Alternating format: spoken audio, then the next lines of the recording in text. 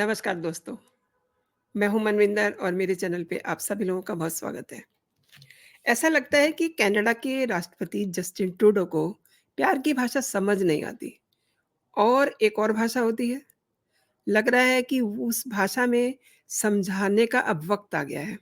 लगातार कनाडा को Justin Trudeau Khalistan के लिए एक पनाहगाह बना रहे हैं। यही नहीं, खालिस्तानियों की ऐशगाह भी उन्होंने बना दी है।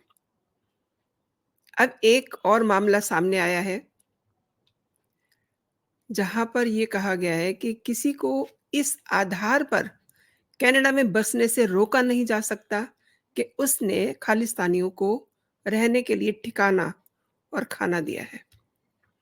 भाई कमाल है मिस्टर ट्रूडो। दोस्तों, हुआ यूं कि कनाडा के एक कोर्ट ने खालिस्तान समर्थक कमलजीत की नागरिकता को बहाल रखने का आदेश दिया है और कमलजीत पर 1980 के दशक में भारत में खालिस्तानी आतंकियों को शरण देने, उन्हें खाना-पीना देने का आरोप है। और कनाडा की संघीय अदालत ने जब ये मामला उनके सामने आया, तो कमलजीत की नागरिकता को रद्द कर दिया था। और कमलजीत ने खुद को जनरल भिंडरावाले का सपोर्टर, समर्थक बताया और सिखों के लिए अलग देश की वो मांग कर रहा है। भारत भी पिछले काफ़ी समय से कनाडा पर खालिस्तानियों को संरक्षण देने का आरोप लगाता रहा है। इतने आज की तारीख में जो रिश्ते हैं, वो भी खटास आ गई है उनमें। इसके बावजूद मिस्टर ट्रूडो को भारत की भाषा समझ में नहीं आ रही है। बुधवार को कुछ मीडिया रिपोर्ट्स में ये कहा गया कि खालिस्तानी समर्थक कमलजीत को कनाडा में बसने की अनुमति टोरंटो के एक न्यायाधिकरण ने दे दी है और अदालत में कमलजीत द्वारा भारत में किए गए अपराध को आप देखिए, मतलब समझने की बात है कि वो ये कह रहे हैं कि ये एक प्रतिशोध का डर था, जो उन्होंने खालिस्तानियों को खाना खिलाया, उन्हें पनाह दी। भई वाह! ऐसे मामले में शरणार्थी बोर्ड न्यायाधिकरण के जो मेंबर हैं, हाइदी वॉर्सफोल्ड, उन्होंने फैसला सुनाया और कहा कि कमलजीत को सिर्फ इस आधार पर कनाडा में बसने से रोका नहीं जा सकता कि उसने खालिस्तानियों के रहने के लिए उनको ठिकाना दिया, खाने के लिए खाना दिया। यानी कि इन लोगों की समझ पे भी अब मुझे तरस आता है, गुस्सा भी आता है। कुछ दिन पहले ही कनाडा ने एक इंटरव्यू प्रकाशित किया था। उसमें खुद कमलजीत ने ये ज़िक्र किया था कि 1982 से 1992 तक भारत के अंदर उसने अपने फार्म हाउस पर खालिस्तानी आतंकवादियों को रहने के लिए ठिकाना दिया था और साथ ही खाने के लिए भोजन की व्यवस्था भी की थी। और इसी को लेकर के संघीय सरकार ने कमलजीत के इस कबूलनामे को संज्ञान में लिया था और कनाडा से उसे प्रतिबंधित कर दिया था। लेकिन अब आप देखिए आगे जाके क्या होता है।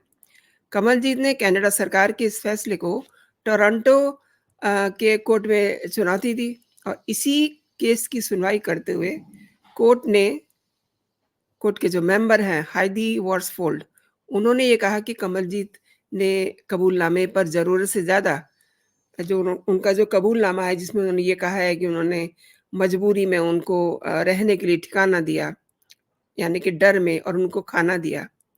ये इस पे एक उन्होंने कड़ा फैसला ले लिया है। इस पे उन्होंने जो अपना फैसला सुनाया, वो ये है कि अ, जो सबूत पेश किए गए हैं, विचार और कमलजीत को कनाडा से बाहर किए जाने के योग्य हों, ऐसे कोई सबूत उनको दिखाई नहीं दे रहे हैं।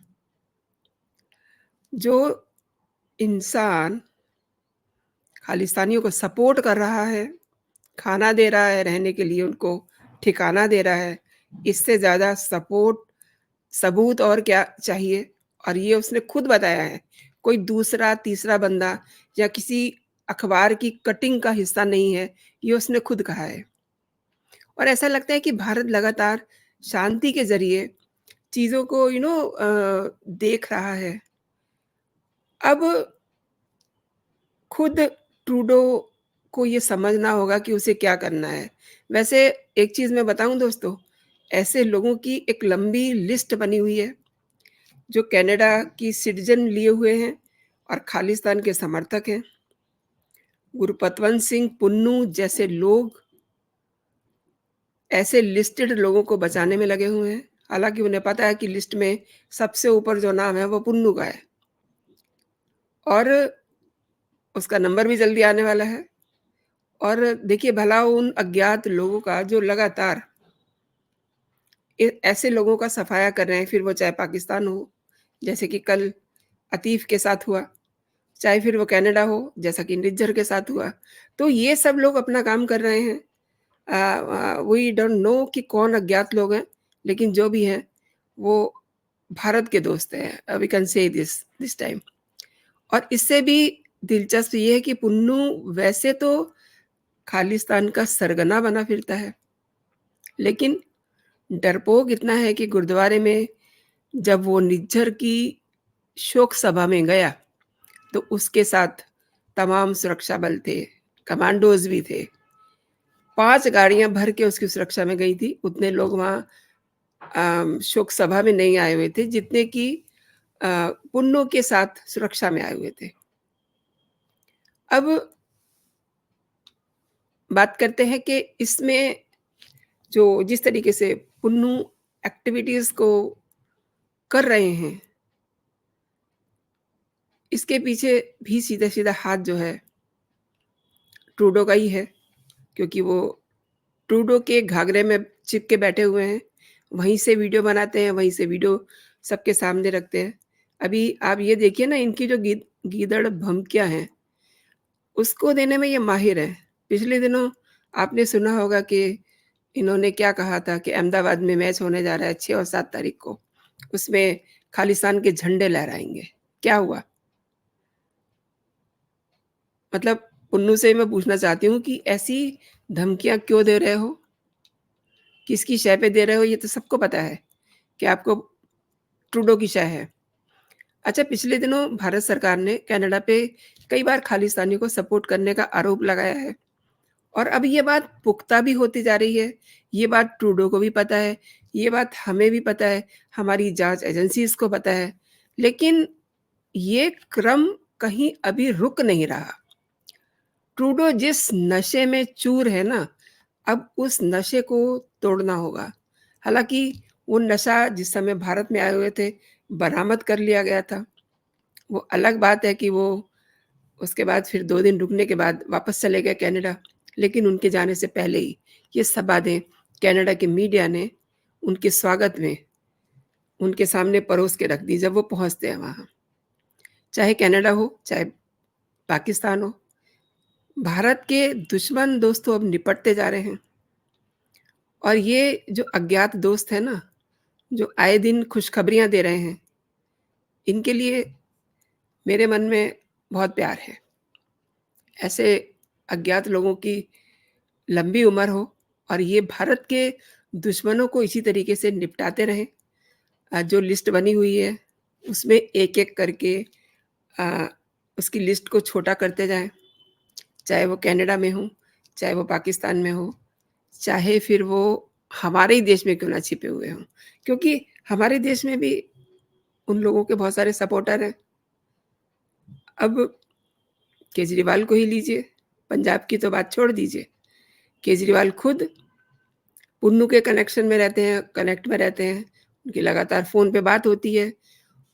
इवन पुन्नू केजरीवाल दिल्ली के सीएम अरविंद केजरीवाल को फंडिंग भी करते हैं। और पंजाब में तो क्या कहने, वहाँ तो खुलेआम सब पूरा खेल खुलेआम चल रहा है। सरकार की इस पे पूरी नज़र है, लेकिन अ, जो देश के प्रधानमंत्री हैं, वो वक़्त से पहले कोई ऑपरेशन नहीं करते हैं। उनके जो टाइमिंग्स हैं ना, वो बड़े मज़ेदार हैं। वो एक पर्टिकुलर टाइम पर इसे कहते हैं टाइम मैनेजमेंट, पर्टिकुलर टाइम पर वो जो है कार्रवाई करते हैं। तो लेट्स होप फॉर बेटर अपने देश के लिए, भारत के लिए, कि जो ये अज्ञात दोस्त हैं, वो लगातार हमें खुशखबरियाँ देते रहें। भारत के जो दुश्मन हैं, उनको इसी तरह निपटाते रहें। दोस्तों, ये वीडियो आपको कैसा लगा मुझे ज़रूर बताइएगा, मेरे कमेंट सेक्शन में आप टिप्पणी करके। और अगर सच में आपको ये वीडियो पसंद आया ना, तो इसे आप अपने दोस्तों में भी शेयर कीजिएगा। और मेरे कंटेंट आपको कैसे लग रहे हैं? अगर आप इन्हें पसंद कर रहे हैं, तो मेरे चैनल को आप सब्सक्राइब भी कर लीजिए, ताकि जो भी मेरा लेटेस्ट कंटेंट हो, आप तक सबसे पहले पहुँचे। तो अभी के लिए इतना ही। आप अपना और अपनों का ख़्याल रखिए। खुश रहिए, स्वस्थ रहिए। जय हिंद, जय भारत।